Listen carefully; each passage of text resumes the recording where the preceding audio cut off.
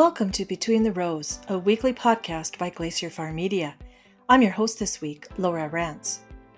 The prairies received some badly needed moisture in the form of rain and snow recently. Farmers were happy enough to get it no matter what form it took. Well, in this week's show, we'll be hearing from one Saskatchewan farmer who inadvertently tapped into a shower of goodwill.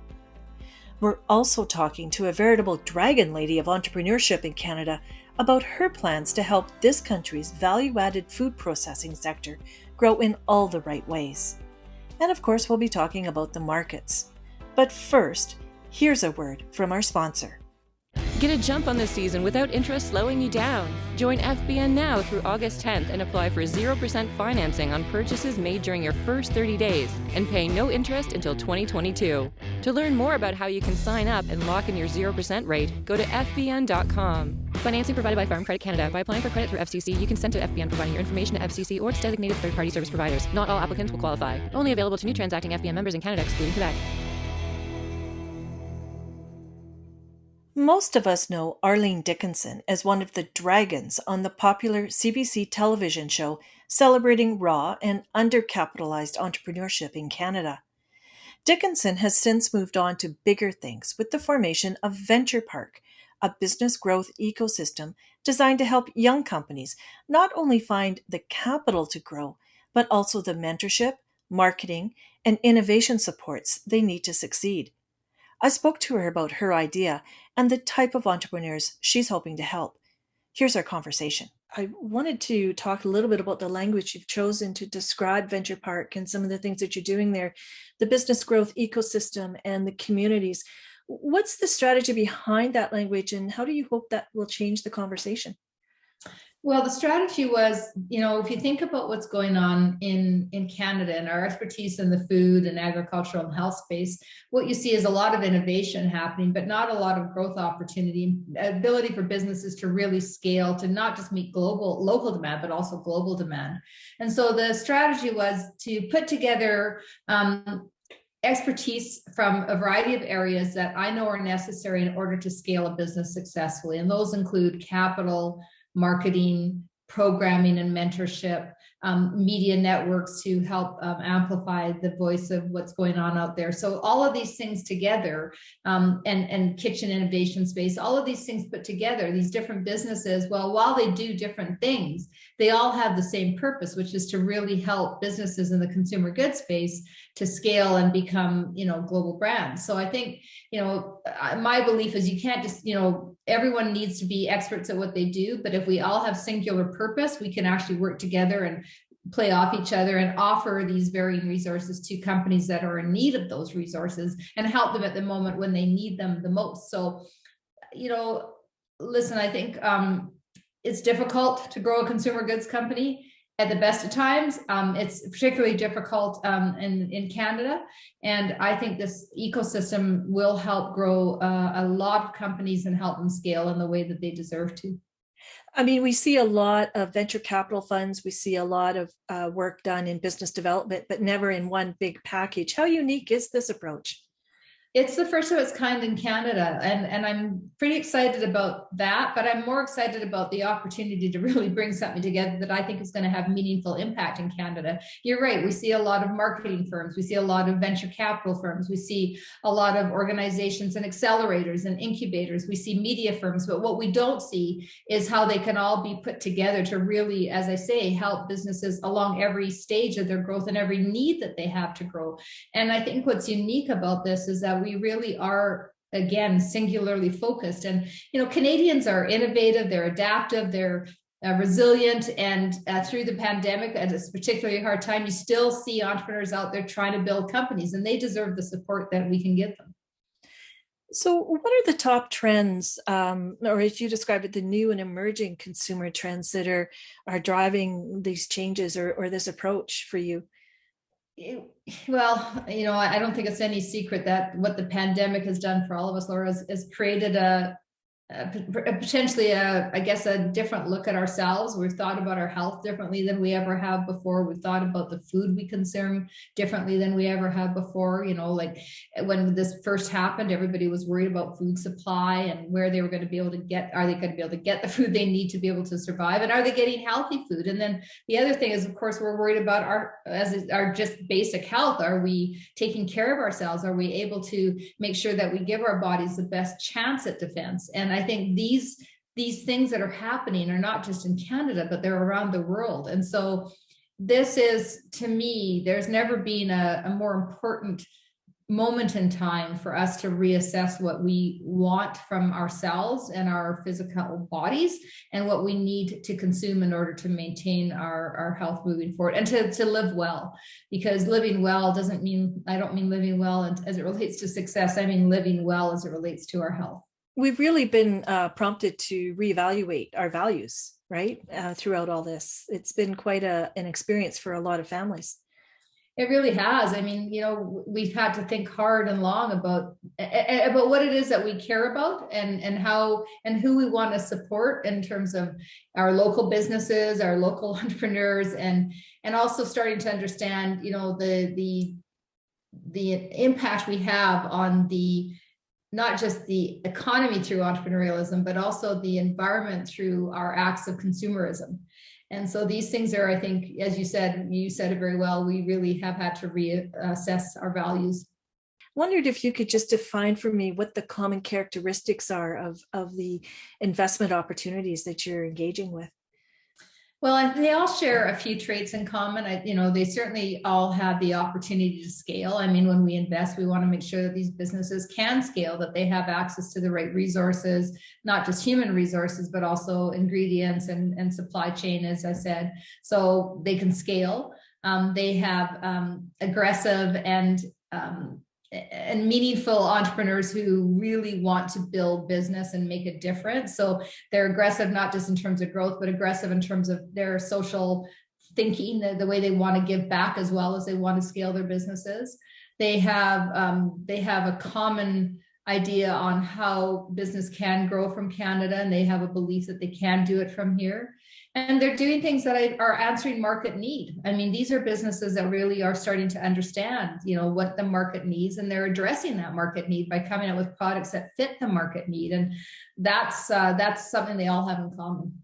Are these companies that are, focused primarily on the Canadian market, or are they looking to go offshore as well? They're definitely companies that can export. I mean, we want companies that can grow outside of Canada. We want them to grow from Canada, and we want them to be able to expand into international markets. So whether that's the US marketplace or European markets or Asian markets, we want to be able to supply to the world. I say this all the time, but Canada's been really good at shipping our raw ingredients all around the world. I mean, we've done such a good job of saying to people, here's some raw, great ingredients, go commercialize with them and turn them into products. And then what we'll do is we'll buy them back from you. Exactly. Them. I mean, it's just so crazy. And so, the time has come when we start to go, wait a minute, we have the intelligence, the resources, we have every piece of the pie. We just haven't made the pie. And it's time for us to make the pie and to sell it, right? And to not just sell it for the sake of, of course, for the sake of financial reward. I mean, business is about obviously profit at first, but people and planet are so important in that. So it is about people, planet, profit. It's about all of those things. And I get excited about what we can do. I'm tired of giving our ingredients away to everybody else to make into products. How does what you're doing translate back to the farm and the primary producers? I think I'm seeing more and more farmers and growers who are thinking about how can they actually create manufacturing facilities on their farm? How can they actually work with integrated offerings with, close production facilities that are near them? How can they actually contribute and reap the benefits of the last mile? I guess with the digital technology, I mean, the whole prospect of traceability, I mean, does the producer story become part of the story for some of the food products that you're representing? Oh, 100%. I mean, we have looked at a lot of deals lately where, being able to say, this was done on this farm in Saskatoon, or this was built, this was grown by this grower in Northern Alberta. The ability to trace back to the farm and to talk about, the true roots of the product and the roots of the farmer and what it means to them to grow. I mean, we don't think about the creativity and the innovation of farmers enough. And so connecting the farmer to the consumer, I think, is a huge opportunity for us as consumers to learn more about farmers and the farm, because it's like, oh, they just somehow appear in a grocery store. Well, no, oh, that lettuce just showed up. Well, no, it actually was grown, and there was actually people that were involved in that, and they actually planted and and harvested and shipped and did all these things. And we need to get back to our roots more. I know I'm sounding a little bit perhaps idealistic here, but I really believe it to be true. Do you see opportunities to directly invest in the primary sector, or do you see them as part of a value chain? Our fund only invests in the consumer goods side of it and the last commercialization side, but we have definitely invested in the entire chain. Like if there's a farmer who actually is also producing and manufacturing, we invest. But I think there for sure is opportunity to invest in every aspect of it. I mean, it is part of a chain, yes, but that you can invest everywhere along the chain. You referred to the food business as being an exciting business, and I guess there's lots of ways you could describe the business, but a lot of people do complain that it's very heavily regulated.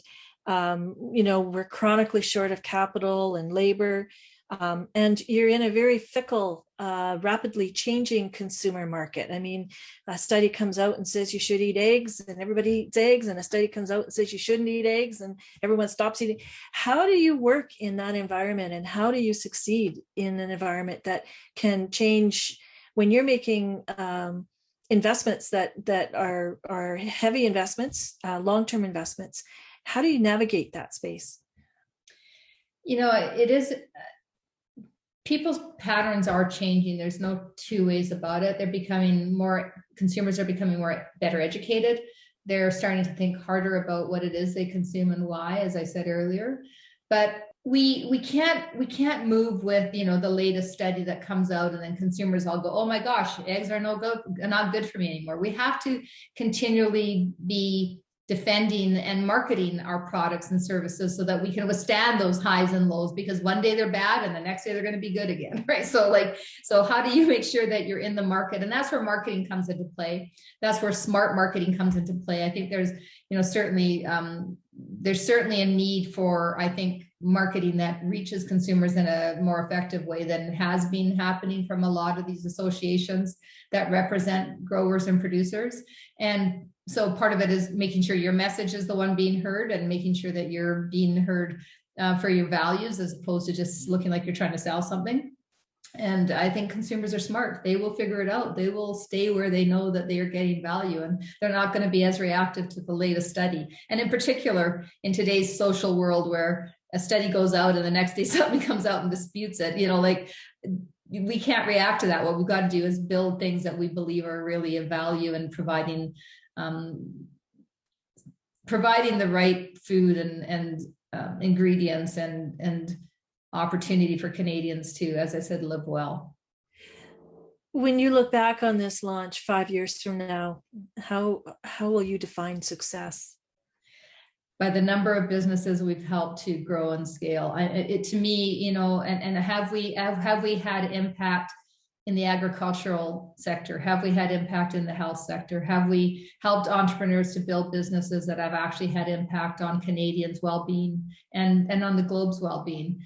And that will be defined, for sure, it's going to be defined in sales and distribution and brand recognition, but it's also going to be defined in terms of jobs and in terms of security of food supply and in terms of bringing talent into Canada as opposed to having it leave Canada, and bringing resources in Canada to the world in the form of finished products. There's so many things I'm looking forward to, and I'm really looking forward to celebrating not technology, because technology is great and it's got a lot of investment and everybody wants to put money into technology, but celebrating and supporting the foundation of what keeps us alive. And I think that is, that comes from food and health sectors. And so I'm very excited about looking to those metrics as part of the success that I think we're going to help create.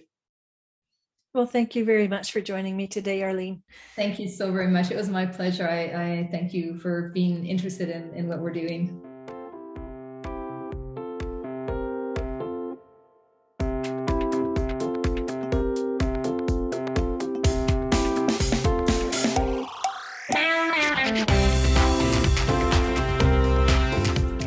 That was Arlene Dickinson talking about her new venture, Venture Park, a business growth ecosystem supporting food companies. This is Between the Rows. I'm your host, Laura Rance. Rob Stone was like a lot of farmers this spring, pouring hundreds of thousands of dollars into the dirt for this year's crop, all the while keeping an eye on the sky. It was clear from the start of seeding that without rain, and soon, all of these efforts would be for naught. So when clouds built up in the forecast, the Davidson, Saskatchewan farmer practically dared them to deliver. He tweeted out a pledge to donate $1,000 to charity if he got an inch of rain. Well, the idea took off faster than a prairie windstorm. I caught up with him to find out a little more about what happened. Hi, Rob. Thanks for joining us. Hi. Thanks for having me. Tell me a little bit about your farm. Okay. We're basic grain and oilseed farm located in sort of south central Saskatchewan. Farm canola, lentils, wheat, and barley, and kind of dabbled with a few other crops in the past, corn and soybeans and peas and all those sorts of things. And so zero till, kind of using all the basic technology stuff on the farm is what we do, kind of a family farm sort of thing. And so everyone this year has been talking about how dry it is, and I'm assuming you've in the same boat as we are in southern Manitoba. Just how dry has it been for you so far this seeding season? Well, it was one of those things where, yeah, farmers like to complain about how dry or wet it is or whatever, but it was becoming a bit more alarming this year. We hadn't really seen any significant rain since last July. Usually you have some sort of recharge later in the fall. In the past, we've had 4 and 5 inch rains in October that kind of start your subsoil off. But no, this year it was dry. We had some snow cover, but either it was dry snow or we were that dry or whatever else. There was no runoff. The dugouts didn't fill and all of those sorts of things. We're not directly cattle or livestock involved, but you notice those things, and certainly impacted our spray water supply. So you knew that we were kind of up into one if we didn't get some timely moisture. And as seeding progressed, it became a bit more of a thing. And so, I mean, just what kind of thoughts go through your mind when you're out there sticking hundreds of thousands of dollars into the ground and you really don't know what's in store? Well, you have a fairly good awareness of what your insurance coverage is. So you're calculating that more than you probably should be, but you have an awareness of those things. And you also know that you're only as good as your next day of weather. But it becomes unsettling at some point where you see all of this potential with the markets and everything else to try and take advantage of some of these upward trends, but you at the same time can't do any forward pricing or anything else because it just wouldn't be responsible. So you're missing some opportunities, plus unable to just really see your way to having an outcome where there's going to be stuff above the ground. And so it's different, that's for sure. What went through your mind when you did see some rain in the forecast? Well, certainly, basically, seen this before. You just you write it off and say, well, there's hope, but you don't want to hold out too much hope. How did this idea of turning this into an act of charity come to mind? I mean, just how did it pop into your head? It was a pretty simple little thing. Like, it was just driving down the road in my old truck. And, got a pallet of canola seed in the back or whatever else. And you're just thinking about the things that you've got to do today and whatever else. And the wind's picking up and you just get thinking, and all of a sudden you just, we should do something about this. And so I don't think that it's an active intervention that you can buy your way to buy your way to heaven or buy your way to a rain or anything else, but let's just do something fun and get our minds off the fact that that we all would really like to have a little help. I mean, all we need is 12 hours. We need 12 hours of something to help us out, or even less, to get some germination. It wasn't intended to be any type of a great campaign or anything else, but it was just something that I thought, well, I'll put that out there and see if a few people want to do a meaningful thing if we see something meaningful. And so describe what happened next. It was really interesting how, I guess, when you have like-minded people in the ag Twitter community experiencing like conditions, they are really ready to embrace some sort of a goal or something to look forward to, or some sort of objective. I mean, I think most people are very, very based on having something to look forward to, having a date in mind, and those sorts of things. And so, it really caught some traction with people that said, yeah, let's do this. If we have a good outcome, if we have some germination, if our crops are to catch, and by no means is this season over and complete and bins overflowing, but we've kind of checked that next box where we've got that first start, and people are very willing and want to share their good fortunes in whatever way they can, and celebrate some of our successes. I think maybe the way that we celebrate successes has been changed by exterior forces the last year or so. So that fellowship and that togetherness is important to people as always. So that's how I see it happening anyways, is that it was a sort of a dumb little idea that kind of took a hold, and I think it's done a lot of good. So that's great. It must be gratifying, even though, as you say, when we were discussing this earlier, I mean, you didn't really do this to capture a lot of attention, but it must have been kind of fun to watch it take off. It really is. I mean, a person would be lying if they don't kind of smile a little bit and say, gee, I did that. Everybody did that. Everybody that took hold of the idea and decided to promote it and share it and challenge other people with it are the ones that took the idea. But it sure is nice to be able to know that you had a part in that, for sure, and helping the bottom line of some great organizations as well. So do you have any idea just how many people have taken you up on this? I have no idea, to be honest. I mean, like, you can look at the Twitter analytics of tweets and all that sort of stuff, and like, it's been seen by 250,000 people. So that seems like quite a bit. But I mean, the actual number of people that would participate in Western Canada or whatever kind of reach it would be, I have no idea. I'd be really interested, I guess, when we kind of wrap it all up, if there would be some way of kind of learning from the charities that have been supported, what sort of trend there was for their bottom line, and if it was meaningful. But the best I can say is the political answer of I think it's a good amount. It seems like it's been, a lot of people have taken some time to promote that, as well as pay attention to making sure that the word gets to the proper people. There seemed to be some favorites in the string of tweets that I was looking at, and stars certainly popped up there more than once. What were some of the other charities that you saw, being named by people pledging to support? Yeah, I think like stars is definitely a popular one, and it makes sense, because all of the philanthropy of prairie folk and everything else is we kind of have to look after ourselves sometimes with our distance and need for services and those things. And STARS connects the province quickly. So a great organization. Other organizations like Telemiracle, some local daycare initiatives in various other areas. I'd seen some people supporting some of those. My personal choice was Saskatchewan 4-H Council.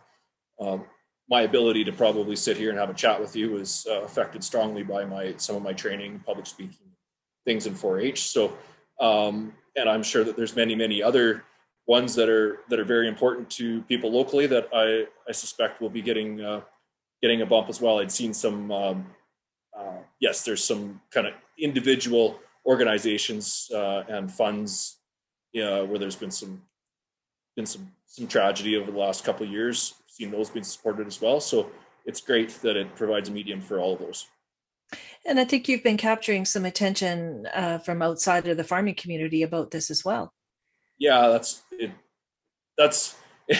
It's interesting because don't spend a lot of time outside of my ag boundaries, but we'll be spending a little bit of time with on the morning edition tomorrow, or on the morning edition at some point, and talk to John Gormley. So that'll be pretty cool because I usually just yell at the radio when he's on, but I'm going to be on the radio, so that's neat. So I think the most important part to think about that is that it's a neat and cool experience. It's kind of nerve-wracking for me, but the most important part is that people realizing that people in agriculture, farmers, retailers, everybody in agriculture are genuine good people, and they really care about their communities. And you can see that in their actions, with or without a pledge and challenge from myself, with their actions at local charity events and auctions and all of that sort of stuff. But this really gives us our opportunity to let people see into what we're all about. And I want to make sure and take every opportunity that I can right now with I guess this sort of publicity to be able to share that message. And so, I mean, it's certainly an opportunity to amplify just what we know happens in rural communities all the time, but to an audience outside of the farming community. That's right. I mean, outreach in agriculture, I mean, you spend entire conferences trying to figure out how to communicate with consumers and your customers and all of that sort of stuff. And that kind of rolls through my head where, by no design of anyone's, this has given us a really good opportunity to we're just people and who care about our communities, and we enjoy being participants when we can. Now, this last question is the one that every farmer wants to know. How much rain did you actually get? We got 34 millimeters by our weather station based off this last rain event. The best calculation was that we came up with probably about 12 millimeters out of the snow on Thursday. So, I mean, this is the starter, and it gets us through in-crop spraying, gets the weeds growing and everything else. But yeah, we are empty, and we're going to need more events like this in order to have the bins bust. But they do say you seed into the dust, the bins will bust. So we've done our part, and we were in the dust. So hopefully the nature continues to provide for us. Well, thank you very much for joining me today, Rob. Thank you.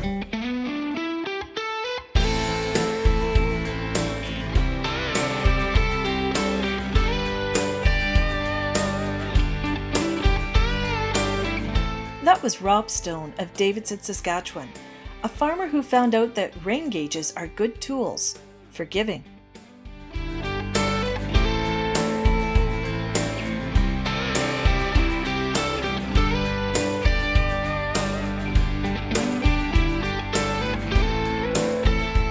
For our last item this week, I'm joined by Phil Franz Workington of Markets Farm. Hi, Phil. Thanks for joining us. Hi, thanks for having me. Now, we've seen a big announcement this week, a new canola crushing plant built near Northgate, Saskatchewan by Sierra's Global Ag Corporation. What do we know about this company to start with? They're based out of the States, but they've been seeing from getting more involved in Western Canada in the last little while. And I know they also have operations out in Ontario. I think they have port facilities out there in either Thunder Bay or farther to the east. So they're involved with they're becoming more and more involved in our grain sector in recent years. So this crushing plant, I mean, how big a deal is it, do you think, on the domestic side here? Yeah, well, their plans are for 1 million tons, 1.1 million tons capacity. Wow. So that is on top of, we've had, it seems canola crushing plants are very popular right now. We've had, seems everyone is getting involved. I know Richardson was expanding their capacity, and Viterra and Cargill were both announcing new plants in the last while. So if it's everything is, I don't think any ground has been broken on any of these plants yet, but if everything on paper comes through, we're looking at 4 to 5 million tons more of crushing capacity in Western Canada. all in Saskatchewan. I think all of the plants have been in Saskatchewan. So right now we do about 10 million tons a year. So that would up it to 14, 15 million if everyone's plans go through. So that's very large.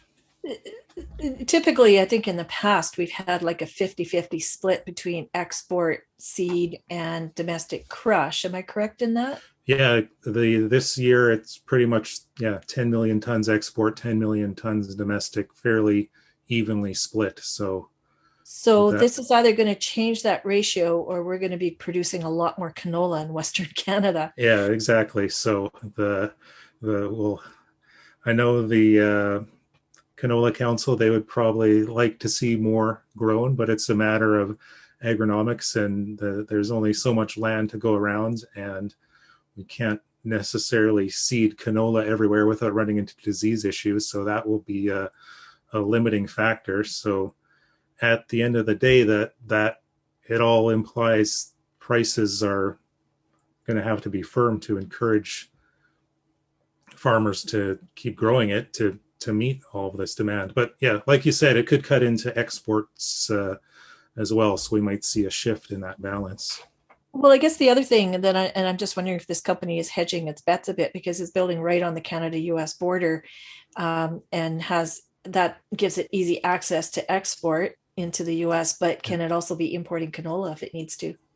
Yeah, that's definitely a possibility, but the Canada grows a lot more canola than the US. They do grow it up in North Dakota in those areas, so that is a possibility of bringing seed up from there to crush. But I think a more likely scenario is that the location will benefit for exports of the oil and meal, and a lot of that has to do with the US increasing demand for renewable fuels, and there's a large push under their new administration for renewable fuels and big expectations for biodiesel. And so canola will be the feedstock for biodiesel. And we're seeing that in Canada too. I think it was Co-op had the Federated Co-op is having a plant in there in connection with one of these canola oil facilities that are being in the works. So it's a lot of it has to do with biodiesel, and so that the location will help move that down to the states where the demand for the biodiesel is. So this really does bode well for pricing for Canadian canola, for producers growing it. We've seen some remarkably high prices, as we've been talking about in recent weeks, in the canola market. And I guess one of the questions that comes up is, the last time we saw this was largely due to speculative funds flowing into the commodity markets. We've seen some strength in the stock markets lately. Are we going to see some money leave this market? Is that going to impact the pricing, or is this driven by other factors? Yeah, that is a possibility, and there is speculative money in the market. But the difference this time around is that it's more, there's fundamental issues at play. Like, in addition to the biodiesel issues that we talked about, there's just strong demand worldwide for vegetable oil in general, and commodities in general, grains, oil seeds, everything. And there's been supplies have been deemed tight. So the underlying supply demand fundamentals are supportive as well. So that's not to say that fluctuations in the stock market that could easily lead to price swings in our grains and oil seeds. But on a relative standpoint, the grains and oil seeds should stay strong because they have this underlying story of that the demand is strong and supplies are tight, and it's looking like that story will continue as we have these stories of more demand coming on board. And I guess we've seen some pretty significant rains over the last week or so in different parts of the prairies. Not everybody got the same amount, but I think people are generally more hopeful of getting a crop this year. How driven will the markets be by the weather going forward? Yeah, definitely. That the weather will be the key market moving factor over the next few months. These larger issues of the stock markets and the world economic sentiment that will that's an overarching factor that you can't ignore. But the weather, will there be rain? Is it dry? That kind of thing. That's the bigger thing, and that will be key to watch. And like you said, the prairie saw so much needed rain recently, but it is still, the subsoil is still dry in a lot of areas, and will keep needing that moisture through the growing season, or it'd be very easy to spark a weather market. And we might not be able to go above those highs that we saw a few weeks ago, but a weather scare could easily see things jump up again, as we've seen some very wide price swings in all of the commodities in recent weeks. Sounds like there's going to be lots to talk about in the coming months. Yeah, there always is. Well, thanks very much for joining me today. Thanks for having me.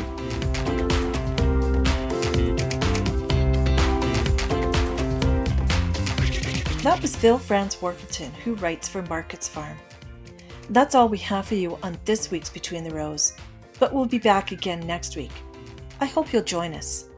I'm Laura Rance. Get a jump on the season without interest slowing you down. Join FBN now through August 10th and apply for 0% financing on purchases made during your first 30 days and pay no interest until 2022. To learn more about how you can sign up and lock in your 0% rate, go to fbn.com. Financing provided by Farm Credit Canada. By applying for credit through FCC, you consent to FBN providing your information to FCC or its designated third-party service providers. Not all applicants will qualify. Only available to new transacting FBN members in Canada, excluding Quebec.